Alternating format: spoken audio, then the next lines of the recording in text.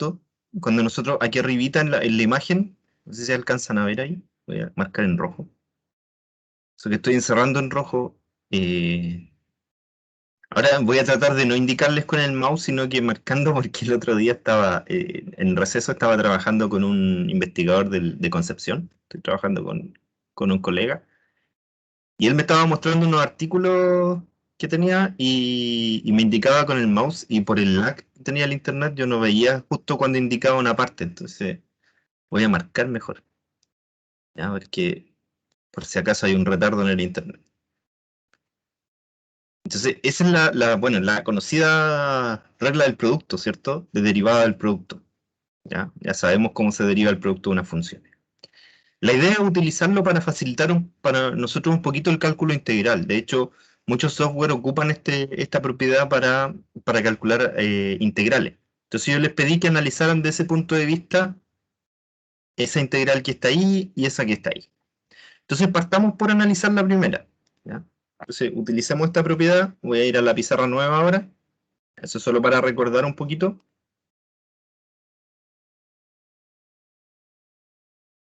Y vamos a utilizar la propiedad la derivada del producto de funciones para poder calcular esta. La voy a agrandar un poquito ya.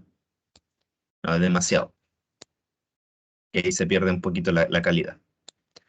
Ahí está. Entonces, primero voy a reescribir la regla del producto, que ya la conocemos. Déjenme reescribirla por aquí. ¿Qué decía esa regla? Decía, si queremos derivar f por g', ¿cierto? Es f' por g más f por g', ¿cierto? Esa es la regla del producto. Entonces, aquí hay un hecho bien interesante. El primero es que yo les había mencionado que si dos funciones son iguales, sus antiderivadas tienen que diferir por una constante solamente, ¿cierto? O sea, si f es igual a g en un intervalo, y yo calculo su antiderivada,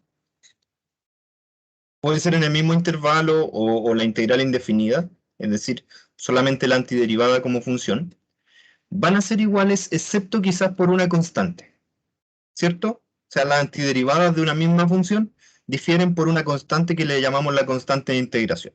Eso lo conversamos ayer con el ejercicio.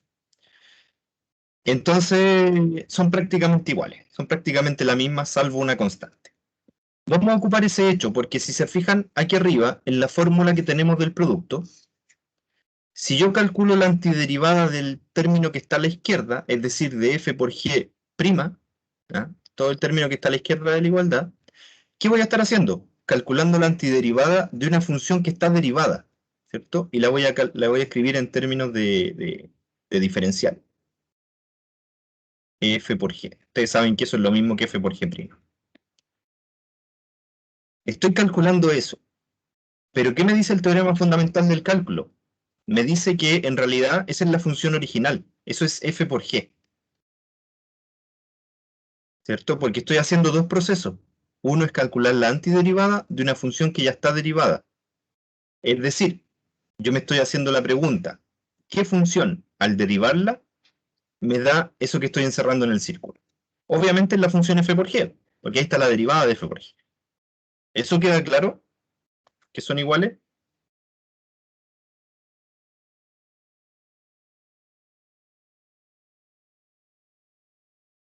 ¿No? No, profe. Tenía el volumen bajo. ¿Y ahora Sí, sí? profe, está claro. ¿Sí? Ya. Entonces, si yo calculo la antiderivada del lado izquierdo, me va a dar f por g. Y si calculo la del lado derecho, debería ser igual a este resultado, salvo por una constante, ¿cierto? Que es la constante de integración. Por lo tanto, f por g debería ser igual que la antiderivada de, si nos fijamos acá, todo el lado derecho de la regla del producto. Es decir, f' por g más f por g. Salvo una constante, ¿cierto? Son iguales, pues ahí hay que ver cuál podría ser la constante, eso va a depender del problema. Y sabemos de la linealidad de las integrales que esto es exactamente la integral de f' por g más la integral de f por g'. Fíjense que me estoy ahorrando el dx, ¿ya? Eso es intencional. Como no estoy anotando la variable, me ahorro el dx, pero ustedes tienen que entender que implícitamente ahí está el diferencial, ¿ya? Tiene que haber un diferencial, porque obviamente estas funciones tienen alguna variable. Lo estoy haciendo de manera simbólica, ¿no? Más una constante, ¿cierto? Entonces, si yo tomo esta igualdad, voy a copiar todo esto y lo voy a llevar a una pizarra nueva.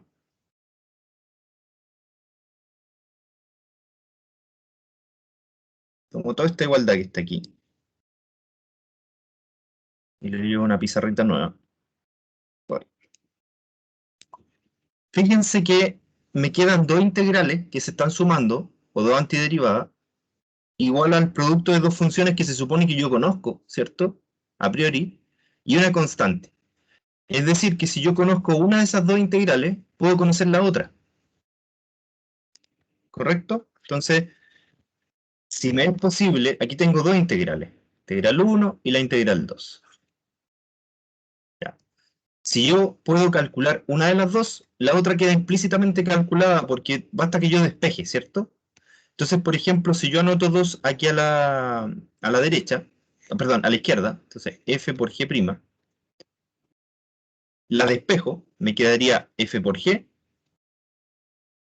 menos, voy a restarle 1, la integral de f' por g, menos la constante que no sé cuál es la constante, ¿ya? No sé si es positiva o negativa, no sé nada de esa constante todavía, es una constante de integración. Así que incluso le puedo poner más c, porque como no conozco el signo, me da lo mismo la letra que represente la constante, ¿ya? Así que incluso la podemos dejar así. Pongámosle ahí una notita para que ustedes se acuerden, porque después van a leer y van a decir por qué le quedó más y no le quedó menos. Entonces da lo mismo. El signo, pues c es un número real, ¿ya? Entonces puede ser positivo o negativo, no conocemos la naturaleza de esa constante. Así que da lo mismo el signo que dejemos ahí. Pero fíjense que solamente en esta parte, olvidémonos de la constante un momento. Nos queda una fórmula que nos permite expresar una integral en términos de otra, ¿ya? Entonces apliquémosla a nuestro ejemplo. ¿Nuestro ejemplo cuál era? Era x por e elevado a x. Entonces anotemos aquí, x por e elevado a x. Ahora sí va el diferencial porque ya estamos anotando la variable, ¿cierto? Entonces es importante indicar el diferencial, el dx. Entonces, ¿qué tenemos acá? Tenemos una función y tenemos una derivada. Fíjense que todo esto que estoy encerrando en un círculo rojo corresponde a una derivada, ¿cierto? Claro, porque e elevado a x de x es justamente la derivada de una función con respecto a x, ¿ya? Eh, ¿Cómo lo podría expresar? Supongamos que esto yo le llamo db, ¿ya? Entonces, db de x es e elevado a x. O sea, lo que estoy diciendo es que hay implícitamente una función b cuya derivada con respecto a x es la exponencial, ¿ya? O sigamos la notación, disculpen. Estábamos diciéndole g a la función, ¿ya? Para no confundir. Ahí sí. La misma g, ¿cierto? Esa es la derivada de g, o de g de x, que es lo mismo, ¿cierto? G' es igual a eso. Entonces estamos diciendo que la derivada, hay una función g cuya derivada es la exponencial. Entonces, dg, o sea, el diferencial de g, es e elevado a x por dx, ¿ya? O sea, todo eso que está ahí es lo que llamamos el diferencial de g. Y esta otra función que está acá es simplemente una función f, que depende de x, que en este caso es la identidad. No sabemos cómo calcular esta integral, pero fijémonos acá en la integral que nos queda aquí al lado derecho. Fíjense que aparece la derivada de f. La derivada de f es 1. Una derivada muy sencilla, ¿cierto? Entonces prácticamente esa derivada desaparece del escenario y me queda solamente la función g. O sea, claramente aquí es mucho más fácil calcular la segunda integral, la integral que estoy marcando en un círculo, que la primera, ¿ya? Porque me va a quedar una integral de la exponencial. En el fondo me va a quedar así. f por g. Voy a seguir anotándolos como f por g por mientras, ¿ya? Después los calculo. F' es 1 por g. Por ahora los voy a anotar así. Después cuando ya hagamos el ejercicio completo le cambiamos. Esto es f'. Y f', o sea, y 1 por g es g. O sea, me queda una integral mucho más simple. ¿Fijan? O sea, conociendo uno, puedo conocer la otra. Y ahora veamos quiénes son f y g. Bueno, las voy a anotar aquí al ladito. F es x, como dijimos recién, corresponde a x. Y g de x corresponde a una función cuya derivada es la exponencial. ¿Qué función será esa? La exponencial natural. ¿Cuál sería?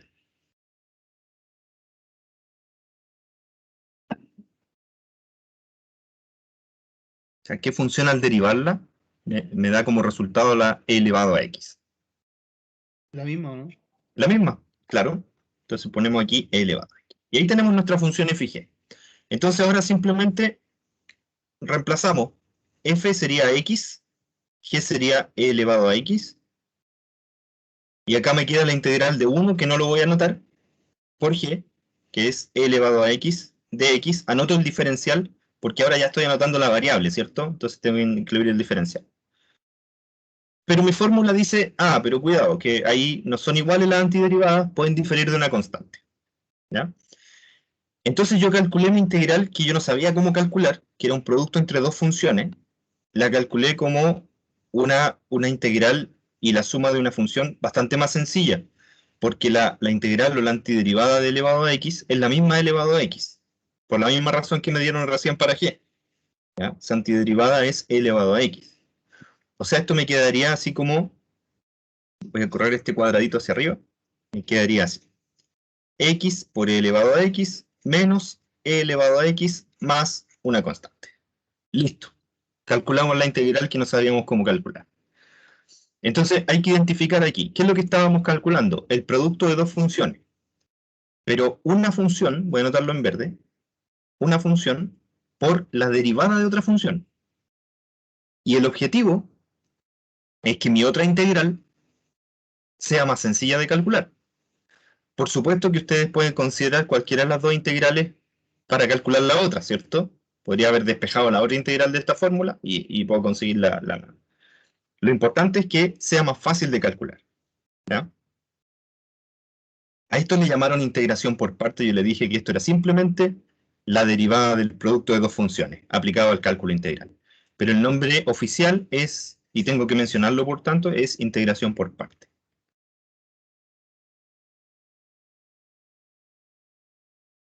Que es una manera de simplificar integrales.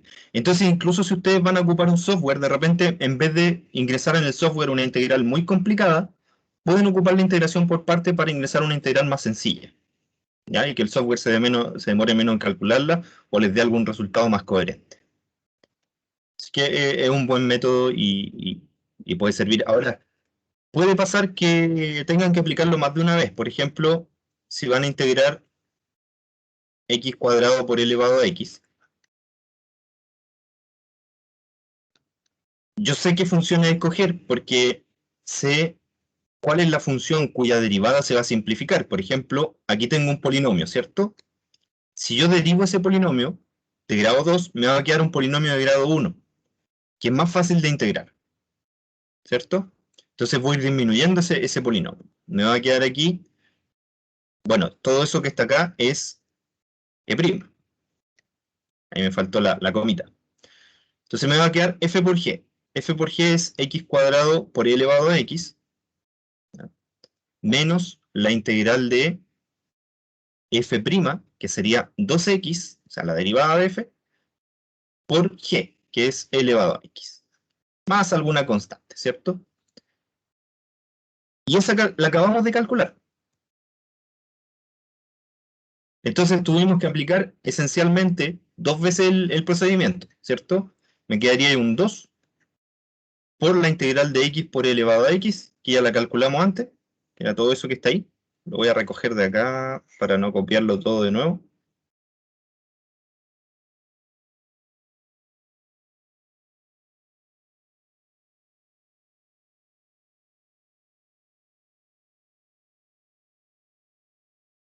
Ahí me... Ah, ya. Que con la actualización quedó raro esto de la pizarra. Pero esa.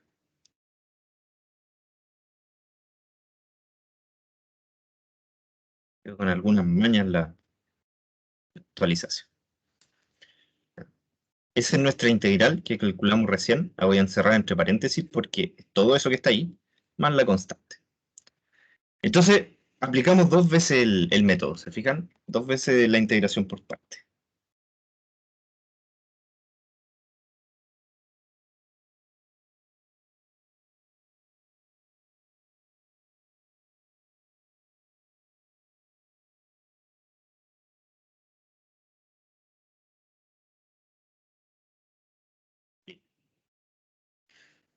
Otro método que surge del cálculo diferencial es la sustitución simple. Y tiene ese nombre, pero en realidad es la regla de la cadena aplicada al cálculo integral. ¿Cómo era la regla de la cadena?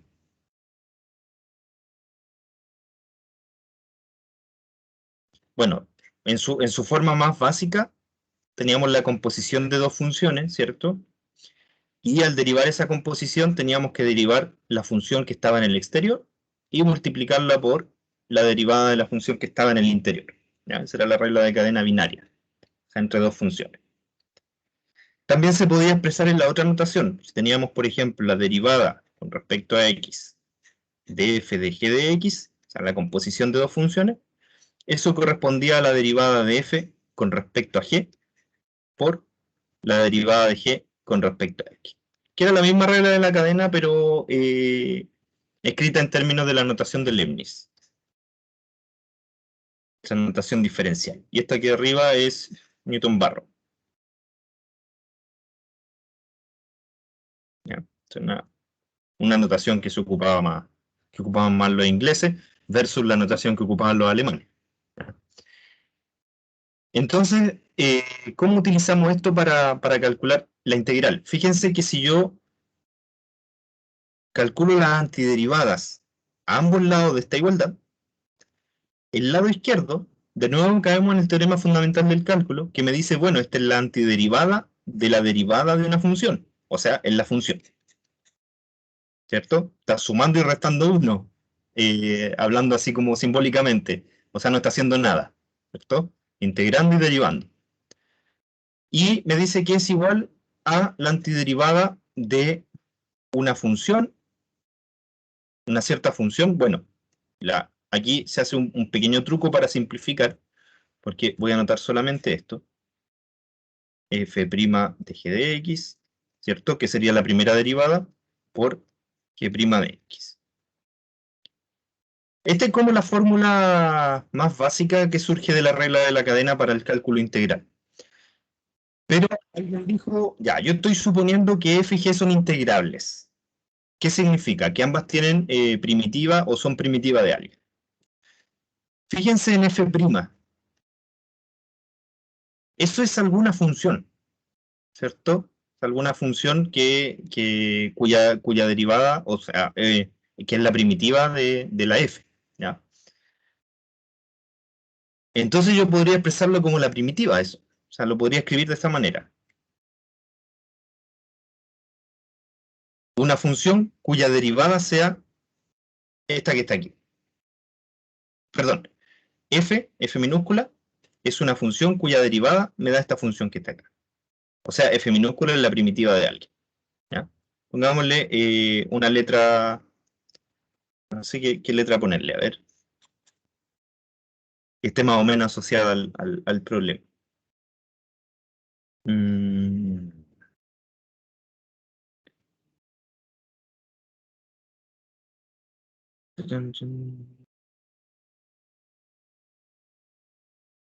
Porque al final, ya, antes de decidir la letra, antes de decidir tonteras de notaciones, miren, hagamos la siguiente reflexión. ¿Cómo calcularía yo esta integral que queda al lado derecho? Porque mi idea es poder calcular una integral, esta integral del lado derecho, ¿cierto? Entonces pensemos por un momento que la función g es una variable, ¿ya? La vamos a llamar u. Vamos a poner otra letra. U es g de x. Es una variable porque a medida que cambia x, también cambia u, ¿cierto? Yo voy cambiando el valor de x, por lo tanto va cambiando el valor de u. Así que la función g es una variable, ¿ya? Es una variable, le pongamos aquí al ladito variable. Si la pensamos así, fíjense que la integral del lado derecho sería como la integral de f' en la variable u, y aquí al ladito, ¿qué hay? Si yo derivo la variable u, me queda g', ¿cierto? Es decir, que de u sería la derivada de g por el diferencial de x. Ahí estoy multiplicando como si fuera una fracción, ¿ya? Entonces, todo eso que está ahí en realidad es un diferencial de una variable u. Y desapareció la función g del escenario. O sea, al final yo me quedo con una integral de una función f' que podría averiguar, ¿ya? Que podría calcular, obviamente, dependiendo de la naturaleza de la función f. Entonces, bueno, y eso sería igual a f de u, ¿cierto? Sería igual según esta regla que está aquí. Pongamos en práctica esto y después nos preocupamos de las notaciones.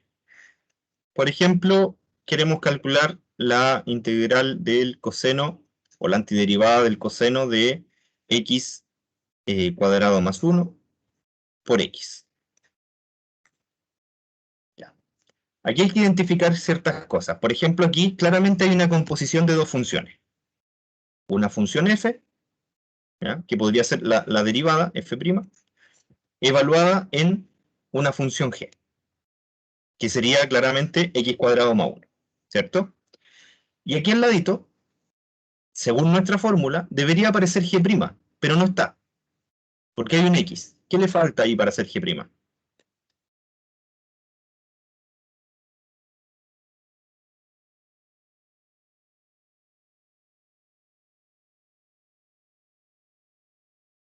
¿Qué le faltaría para hacer g'? No sé, profe. ¿Ya? Porque si g de x es x cuadrado más 1, ¿cuánto vale la derivada? 2x. 2x, ¿cierto? Entonces, ¿qué le falta aquí a esta expresión para hacer la derivada de g? Un 2. Exacto. Entonces pongámosle un 2.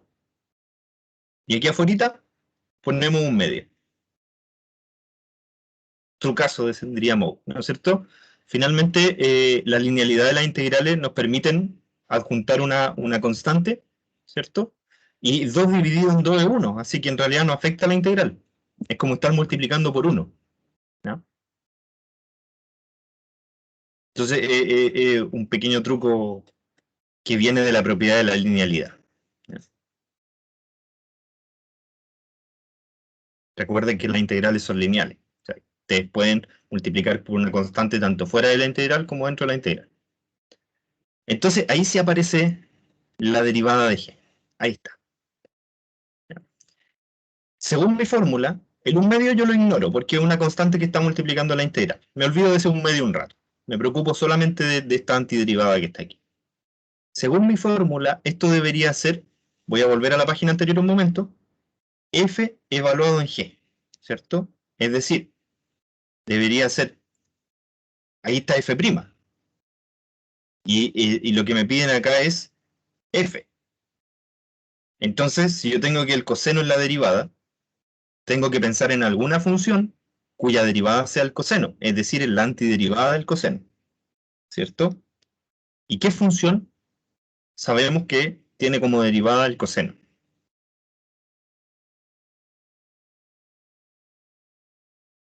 El seno. El seno.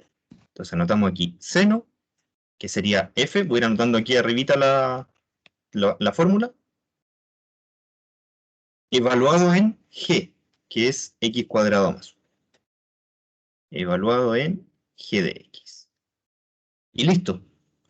Probablemente es igual salvo una constante, ¿cierto? Porque recuerden que las antiderivadas difieren de una constante, ¿ya? Pero por lo menos conseguimos una fórmula explícita de la antiderivada. Y podemos comprobarla. ¿Cómo se puede comprobar?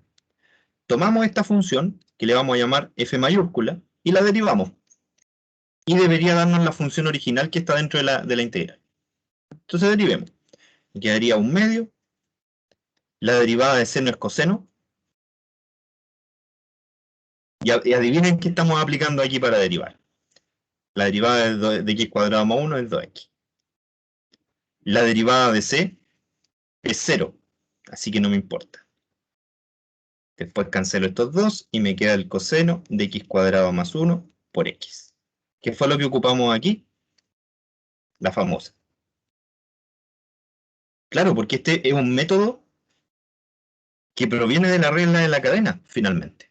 ¿Ya? O es en sí en la regla de la cadena aplicado al cálculo integral. ¿Ya? Esa importancia tiene la regla de la cadena y la regla del producto. Y ahí llegamos a la función original, ¿cierto? Coseno de x cuadrado más 1 por x. Ahí está. Esa era la que queríamos conseguir. Por lo tanto, f corresponde efectivamente a la antiderivada de esa función. Entonces, en este caso, ustedes tienen que reconocer una composición de funciones y parte o la derivada completa de la función interna de la composición. Quizás no esté completa, como aquí, pero lo que le falta tiene que ser una constante, ¿ya? No puede ser una variable, porque una variable no podemos crearla de la nada. Una constante sí, porque siempre podemos multiplicar por 1. Así que ustedes siempre pueden crear una constante de la nada, ¿ya? Pero por lo menos ahí llegamos a la función original. Este método se llama sustitución. Ese es el nombre que le dan. Pero ustedes ya saben que es la regla de la cadena. Oculta, ¿ya? Saben cuál es realmente lo que hay detrás del famoso método de sustitución. Y no mucha gente lo sabe, ¿eh? La mayoría simplemente creen que son métodos nuevos, que nacieron mágicamente de la integración, del cálculo integral, que el genio de Newton los creó, y no es así, ¿ya? Son consecuencias de cosas que ya se habían estudiado. Así que ahí tenemos dos métodos nuevos interesantes. ¿Qué más? Integración por parte, sustitución simple y sustitución trigonométrica. Ese método que está ahí no es otra cosa que la misma sustitución simple en algunos casos especiales donde la sustitución trigonométrica, o sea, donde la sustitución por una función trigonométrica se hace evidente debido a la forma que tiene, ¿ya? Por ejemplo, si yo quiero calcular la antiderivada de una expresión, por ejemplo, así, y aquí va a ir el ejemplo de la evaluación, ¿ya? Lo vamos a utilizar. ¿Por qué se hace evidente el uso de funciones trigonométricas? Porque yo quisiera que no estuviera esta raíz aquí, ojalá no estuviera, porque me complica calcular integrales con raíces, ¿ya? Sobre todo cuando los argumentos son cuadráticos, ¿ya? Una diferencia de cuadrado ahí no me ayuda mucho a calcular la integral de esa función.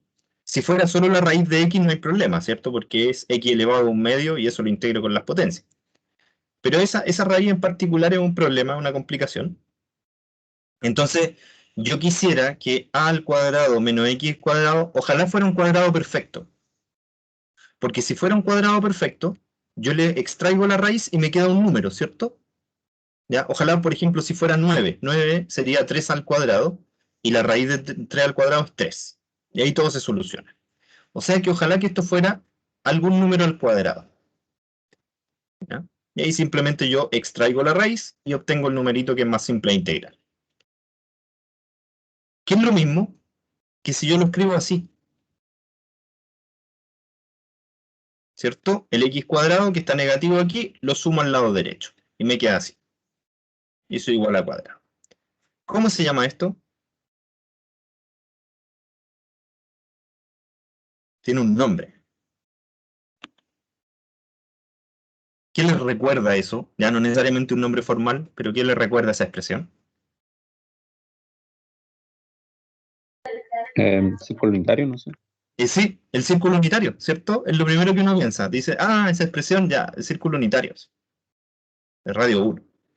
Pero yo en el círculo unitario defino las funciones trigonométricas. Ahí está seno. Y ahí abajito está coseno. Entonces en realidad puedo expresarlo en términos de funciones trigonométricas. Por ejemplo, si x fuera a veces el coseno, e y fuera a veces el seno, entonces x cuadrado más y al cuadrado sería a al cuadrado por coseno al cuadrado más a al cuadrado por seno al cuadrado. Teorema de Pitágoras, eso es a cuadrado, ¿cierto? Porque coseno cuadrado más seno cuadrado es el radio del círculo, que es 1, ¿ya? Entonces me queda justo esa expresión. ¿Me fijan? Entonces, ojalá fueran estas las variables. No hay problema. ¿Por qué?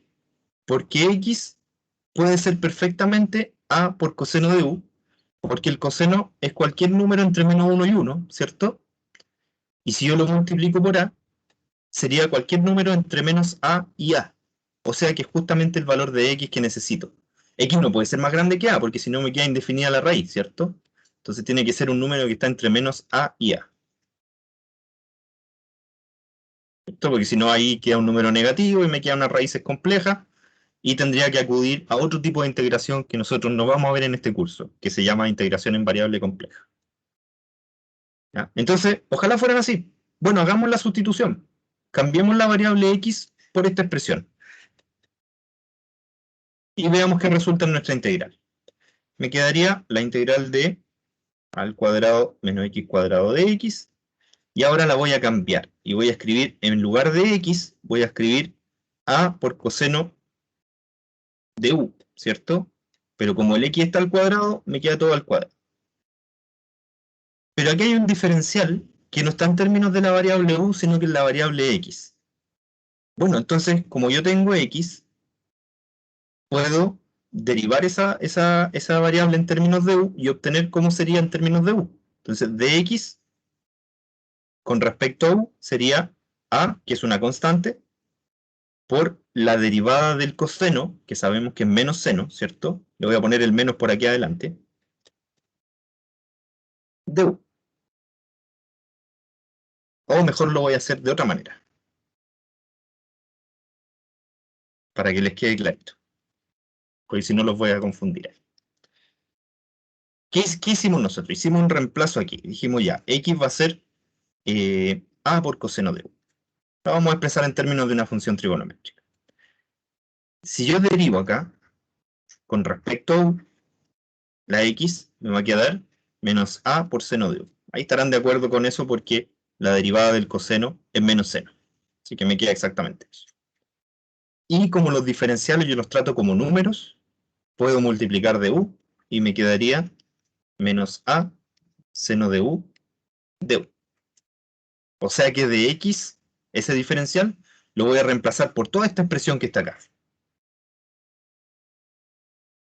Entonces tomo aquí toda esta expresión y la voy a reemplazar por el diferencial de x. Y ustedes pueden decir, eso parece que me fuera a complicar más la integral de lo que fuera a ayudar, pero en realidad van a ver que no es así.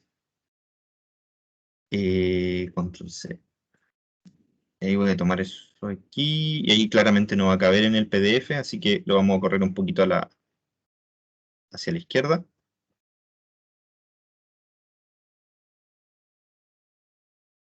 Ahí para que quede todo dentro del PDF. Y esto que está aquí arriba lo vamos a borrar porque si no va a molestar ahí. Era a cuadrado lo que teníamos, ¿cierto? Para que no, cuando lo vean, no parezca algo raro. Entonces me queda multiplicado por menos a por seno de u. ¿Cuál es la ventaja? Que ya no está la raíz. Todavía la vemos, pero en realidad ya no está. ¿Por qué? Porque me quedaría, fíjense que a al cuadrado es un factor común, entonces yo lo puedo dejar fuera de la raíz, ¿cierto? Como no sé si A es positivo o negativo, le voy a poner por ahora valor absoluto, pero después, si es positivo, le dejamos sin valor absoluto, ¿cierto? Y me queda la raíz de 1 menos coseno al cuadrado de u. Y eso es genial. El resto igual, de u. ¿Por qué es genial? Porque 1 menos coseno al cuadrado, ustedes saben, el profe González les habrá contado alguna vez, que eso es seno cuadrado, por el teorema de Pitágoras, ¿cierto? O el círculo unitario, también si quieren, el radio del círculo unitario. Entonces yo me quedaría con la raíz de seno cuadrado, o sea, la raíz de un cuadrado perfecto. Y eso era lo que queríamos llegar finalmente. Entonces, toda esta expresión es bastante más sencilla de lo que se ve. Voy a ir a la siguiente página, que era la... No sé, estoy perdido aquí. Aquí está. Esto lo vamos a bajar un poquito. Y vamos a pegar acá. Y me quedaría así, ¿cierto? Es igual a la integral. Bueno, la constante A en realidad no importa mucho en la integral, porque es una constante conocida. Quedaría la integral del seno cuadrado de. Ese menos A tampoco importa mucho, dejémoslo aquí a la izquierda, afuera. Menos A. ¿Ya? Y aquí me quedaría seno de U de 1. Y esto sería menos A por el valor absoluto de A por la integral de seno cuadrado, que sería seno de U por seno de. Esto es mucho más fácil de integrar porque, por supuesto, hay que conocer dónde estamos integrando, ¿ya? Los límites de integración, pero eso es mucho más sencillo de integrar, ¿ya? Por ejemplo, si estamos integrando en el primer cuadrante, entre 0 y pi medio, voy a borrar esto, pero para que nos hagamos una idea. Entre 0 y pi medio, la función seno es positiva, ¿cierto? Recuerden todas sin tacos. Ahí y ahí la función seno es positiva, primero y segundo cuadrante, o sea, incluso entre 0 y pi. Entonces le quitamos nomás el valor absoluto e integramos seno cuadrado, ¿ya? Y listo, se acabó. Y no es difícil de integrar. Vamos a integrar seno cuadrado para que ustedes vean cómo se hace, ¿ya? Y si estamos en los otros dos cuadrantes, o en cualquiera de los dos, bueno, hay que anteponerle un signo menos y le quitamos el valor absoluto y sigue siendo igual de sencillo, ¿ya? Entonces, cabe la pregunta de cuánto será esta antiderivada.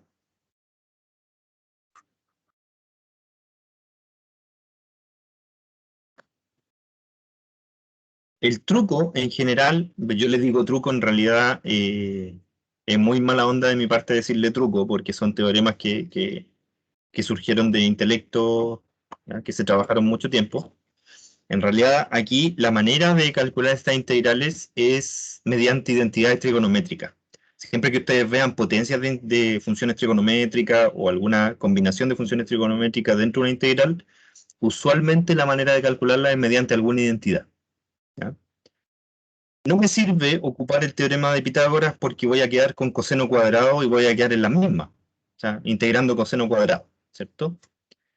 Pero hay otras identidades que podrían ayudarme y aliviar un poquito ese cuadrado que está ahí. Por ejemplo, yo puedo escribir el seno al cuadrado como, no me acuerdo bien, coseno del ángulo doble dividido en 2. ¿Se acuerdan? Y me quedaría coseno al cuadrado menos seno al cuadrado. Eso me daría exactamente. ¿Se acuerdan de esa identidad?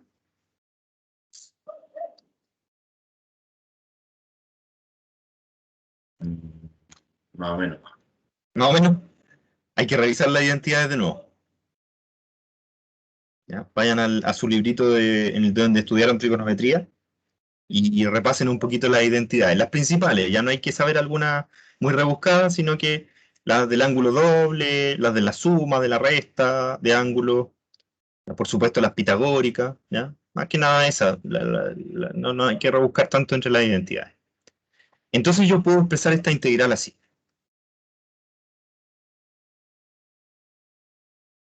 Y eso es mucho más fácil de integrar, porque fíjense que me queda una constante. Bueno, ese 2 ni siquiera me voy a molestar en tomarlo en cuenta, porque finalmente, hacerlo por acá, yo lo dejo fuera de la integral, ¿cierto?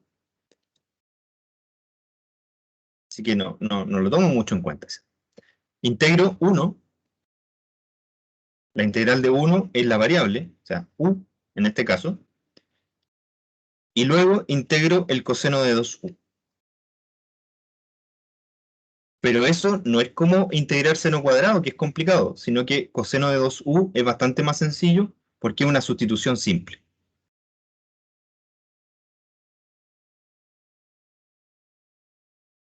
Fíjense que ahí hay una composición de dos funciones. Está la función f', que corresponde al coseno, y está la función g de u, que corresponde a 2u. Y aquí afuera no está la derivada de g, ¿cierto? Porque la derivada de g es 2, pero hagámosla aparecer. 2, 1/2. Listo. Ahí está la derivada de g. Y ahora aplicamos una sustitución simple y resolvemos la integral. Ejercicio. Terminen esa integral con sustitución simple. ¿Ya? Todo esto proviene de conocimientos previos, trigonometría o en general las integrales son así, ¿ya?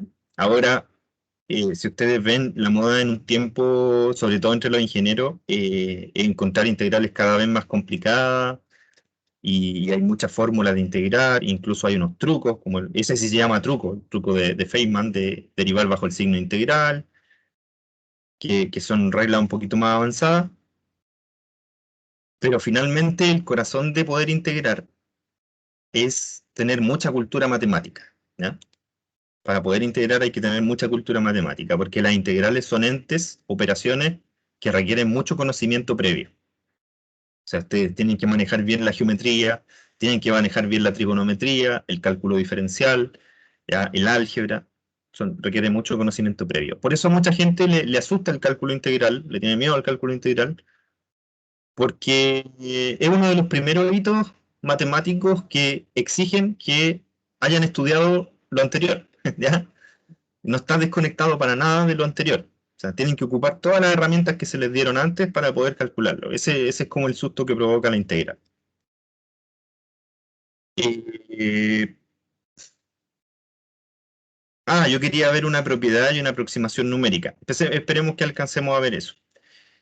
¿Cómo se ocupa los límites de integración en sustitución simple? Porque hasta ahora lo hemos hecho como antiderivada, ¿cierto? No como integral definida, no con límites de integración. Lo mismo que con integración por parte. ¿Cómo se ocuparán? Eso también tengo que indicarlo. Entonces, con límites de integración, pongamos.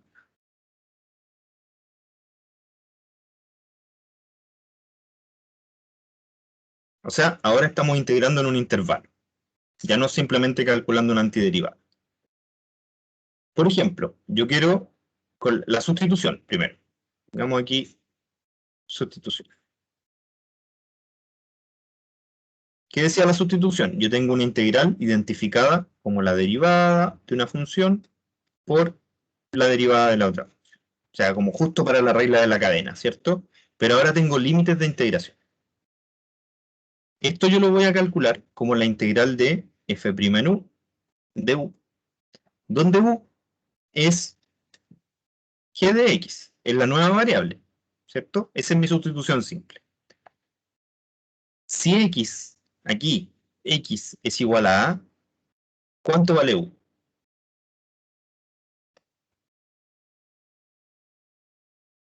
Si x es igual a, ¿cuál es el valor de u?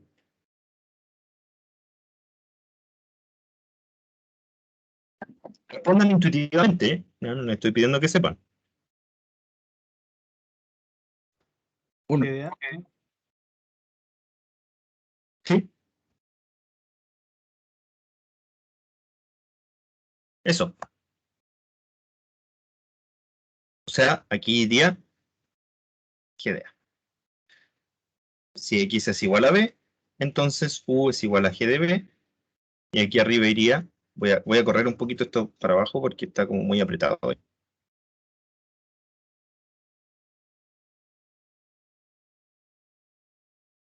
G de b. Entonces, por ejemplo, si nosotros integramos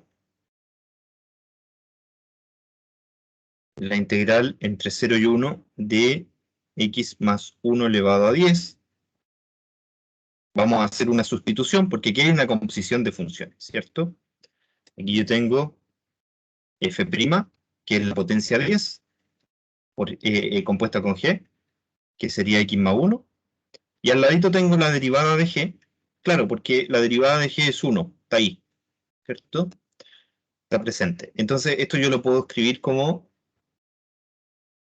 la integral de f' de u, es decir, u elevado a 10, ¿ya? Todo eso lo cambiamos por u, de u, porque si se fijan, es g' de x, pero g' es 1, así que no lo voy a anotar.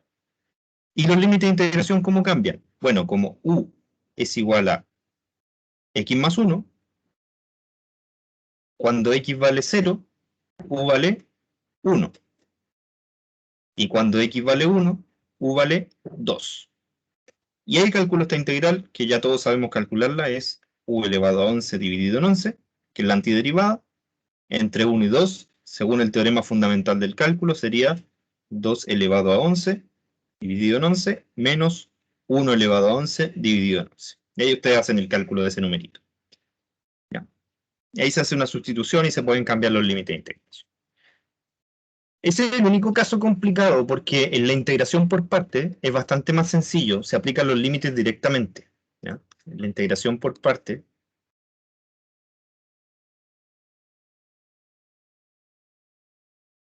tengo la integral, por ejemplo, entre 0 y 1, ya por poner límite de integración de x elevado a x. Como esta ya la habíamos calculado, la voy a aprovechar. Estaba por aquí arribita la fórmula, no me acuerdo. Ahí está. Esa que está ahí. Esta la vamos a recoger. La vamos a colocar acá.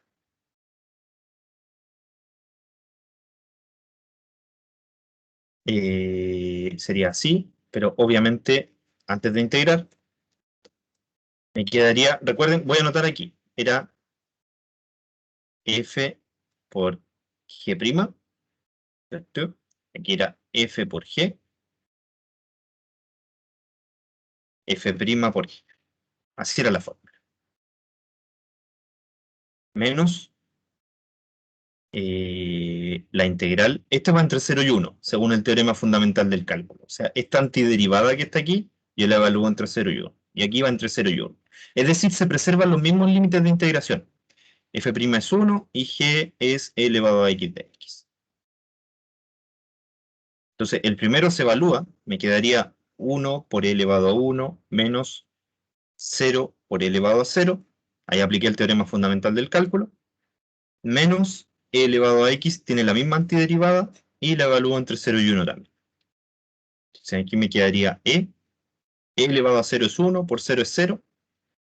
Y acá me quedaría e elevado a 1 menos e elevado a 0. E elevado a 0 es 1, ¿cierto? Ahí hay un menos menos, así que me quedaría un 1 positivo.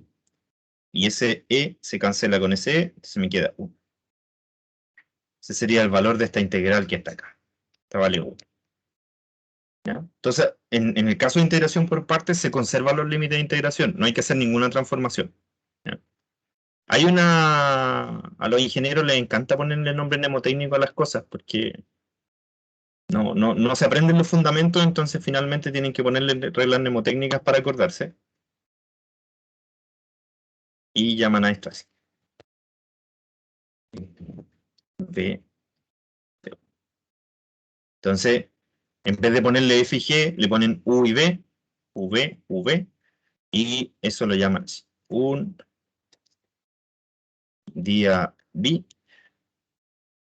una vaca sin cola, le dicen algunos, vestida de uniforme. Una locura, no sé qué se estaban fumando cuando hicieron eso. ¿Ya? Es una manera de acordarse de la fórmula. ¿Ya? Simplemente ustedes nombran una función como u, otra función d, y aplican esa fórmula y aparece la integración por parte. Pero nosotros sabemos que proviene del producto, de la derivada del producto, ¿cierto? Así es como se ocupan los límites de integración. Ahora yo puse aquí un título, puse límites de integración invertibles, que es una consecuencia súper interesante, antes de que se nos vaya, ya casi se nos va la hora, nos quedan unos minutos nomás. ¿Cómo definimos nosotros la integral definida según el teorema fundamental del cálculo? La definimos como la resta de la antiderivada evaluada en los límites de integración, ¿cierto? Donde f' en x es la antiderivada de f, o sea, la f mayúscula antiderivada de f minúscula. Si yo pongo al revés esta resta, obviamente me queda negativa, ¿cierto? O sea, yo puedo escribir esto así, menos f de a menos f de b. Pueden decir, ¿para qué? Bueno, porque según el teorema fundamental, esta resta que está aquí corresponde a la integral de b hasta a. Fíjense que están al revés. El a está primero y el b después, de la misma función f de x, de la f minúscula. Es decir, que la integral de a hasta b de f de x es menos la integral de b hasta a de f de x. O sea, los límites de integración se pueden invertir, pero va a cambiar el signo porque finalmente es como medir el área de izquierda a derecha y luego medir la de derecha a izquierda, ¿ya? Y la longitud de los intervalos ya no va a ser una longitud, va a quedar toda negativa. Entonces va a ser el mismo valor del área, pero negativo, ¿ya? Porque están midiendo en una orientación distinta. Orientación de derecha a izquierda. Derecha a izquierda. O sea, queda un poquito distinta. Por lo tanto, esta es una prueba irrefutable de que la integral desde a hasta a de cualquier función es cero.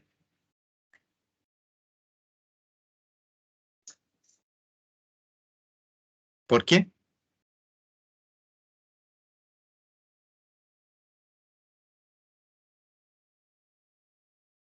¿Por qué creen ustedes que la integral de a hasta a de cualquier función es cero?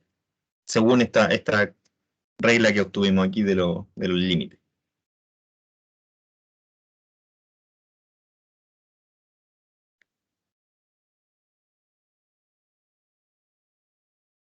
¿Tarea? ¿Ejercicio?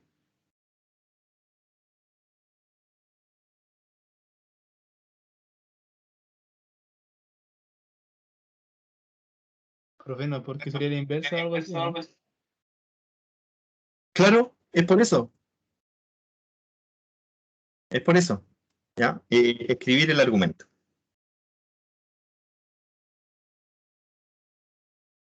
Es porque uno es inverso aditivo del otro. ¿Ya? Es simplemente esa la justificación. Escriban el argumento de manera formal para que se acostumbren a escribir matemática.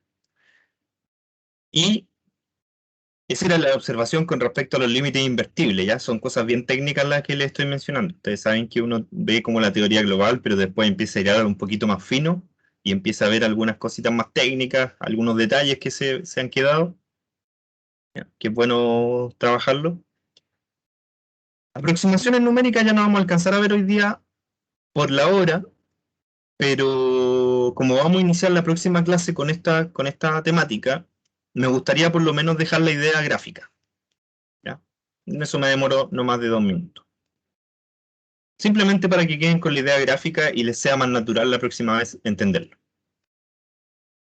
Pensemos en una función no negativa, ¿ya? Por ahora y después nos complejizamos un poquito a funciones negativas. Nosotros dividíamos aquí en varios subintervalos y construíamos rectángulos que aproximaban la integral, ¿cierto? A esas regiones rectangulares le calculábamos el área y le llamábamos una suma de Riemann, ¿ya? Pero a alguien genialmente se le ocurrió la idea de no hacer rectángulo y empezó a hacer trapecios. O sea, la parte de arriba no planita, no constante, sino que trapezoide, ¿ya? Como así, no constante, ¿ya? Dijo, ya, ¿por qué tengo que hacer rectángulo? ¿Por qué no puedo hacer inclinada la parte de arriba? Se parece más a la función, quizás la aproxima un poquito mejor, ¿ya? Entonces, en vez de rectángulo, ocupó trapecio. ¿Y cuál es el área de un trapecio? Tengo un trapecio así, tiene dos bases y una altura, y el área es igual a la semisuma de las bases por la altura, ¿ya? Eso es geometría euclidiana. Tiene una demostración, pero viene dentro de la geometría euclidiana que no vamos a tratar nosotros, ¿ya? El área de un trapecio es la semisuma de las bases por la altura. Entonces, por ejemplo, si yo hago una partición aquí, x0, x1, x2, x3, etc., hasta xn, yo puedo calcular la altura del primer trapecio simplemente calculando la imagen de x0. Llamémosla i0. I0 es igual a f de x0. Después viene i1, que sería f de x1, y2, y3, etcétera, ¿cierto? Hasta y sub n, que sería f de x. Así que la altura, perdón, las bases de los trapecios no son ningún problema. Y la altura del trapecio, que la voy a marcar en rojo, es el ancho de los subintervalos, que todos son iguales, ¿cierto?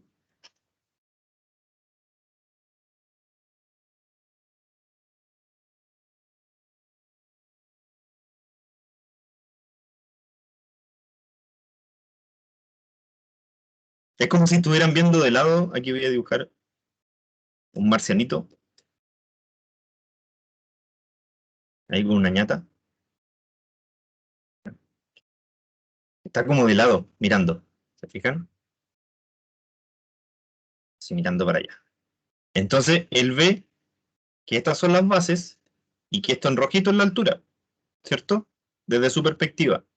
Entonces, eso es la altura del trapecio. Es igual, ¿ya? Son todas iguales. Y las bases son las imágenes de los puntos de la partición. Entonces, es súper fácil aproximar porque finalmente tenemos que replicar este cálculo de área, tenemos que replicarlo en cada uno de los trapecios y luego sumarlo. Próxima clase vamos a hacer un ejemplo, vamos a hacer la suma de todos los trapecios y vamos a compararlo con otra aproximación, ¿ya? Por Taylor o por sumas de Riemann para ver qué tanto mejora la aproximación o qué tanto la empeora. Y vamos a ver otro tipo de aproximación, la regla de Simpson también es un clásico, entre las aproximaciones numéricas. Y la idea es aplicarla a funciones que no son integrables, o sea que ustedes no le pueden calcular la antiderivada, ¿cierto? Porque las que son integrables es más fácil directamente aplicar el teorema fundamental del cálculo. ¿Ya? Entonces, con esto partimos la próxima vez. No sé si queda alguna consulta hasta ahí. No, profe, todo claro. ¿Todo claro? Ejercicios por ahora, porque le estoy armando una guía cortita de algunos ejercicios que yo encuentro clave, pero ejercicios por ahora. Practiquen la sustitución, la integración por partes del libro, nuestro libro de Thomas, que la pueden encontrar en el índice, dice técnicas de integración o algo así. Ahí está. Vean el capítulo 8, dice técnicas de integración. Ahí van a encontrar la integración por partes, la sustitución y un montón de ejercicios, ¿ya? Para que empiecen a practicar. Integrales trigonométricas. En la siguiente sección aparece justamente la que estábamos viendo nosotros, que es la sustitución trigonométrica. ¿Ya? Ahí aparecen más casos, porque él da un poquito más de ejemplos, se explaya un poquito más con respecto a cuántos son los casos posibles que uno puede aplicar la integración trigonométrica. ¿Ya? Ahí esos triángulos que pone al principio son simplemente para explicar el teorema de Pitágoras, ¿ya? Que obviamente uno puede transformar las variables a trigonométricas porque son triángulos rectángulos donde se puede aplicar el teorema de Pitágoras, o sea, la identidad pitagórica. Y luego aplica eso y dice, bueno, este es el procedimiento para hacer una sustitución trigonométrica exitosa, y ahí pone algunos ejemplos que ustedes pueden leer y luego hacer ejercicios más abajitos, ¿ya? Entonces, por ahora, para que practiquen, vayan al Thomas, hagan algunas integrales, escojan algunas integrales del principio y van calculando, y yo después les entrego una guía cortita con algunos ejercicios clave. Y el próximo jueves, o sea, este jueves que viene, tenemos la evaluación formativa en la segunda hora, ¿ya? Les voy a hacer algunas preguntas y se las voy a dejar con pauta para que ustedes la revisen después. Y el lunes la revisamos como siempre. Eso. Si no hay consultas, lo dejamos hasta ahí entonces. Que pasen buena tarde. Que pregunta me avisa. Profe, ¿Sí? de ahí le puedo hablar un tema, o sea, Sí, si sí, tiene claro. tiempo. Sí.